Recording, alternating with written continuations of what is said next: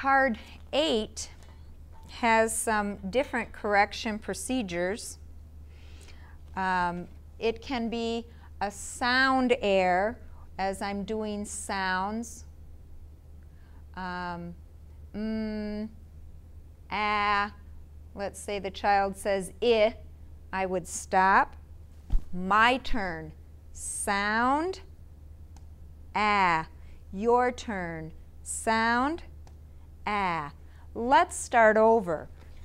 And then I would erase the whole word and I would start again. Sound, Sound, Blend, ma. Now you see when I blended on that, my hand started here and came across in a sweep. A sweep is different than a loop. And on card 9, you'll see, I think that's next. Yeah, we've got a loop. So let's finish this out. Sound, sound, blend, ma. Sound, s, blend, ma. Sound, k, blend, mast.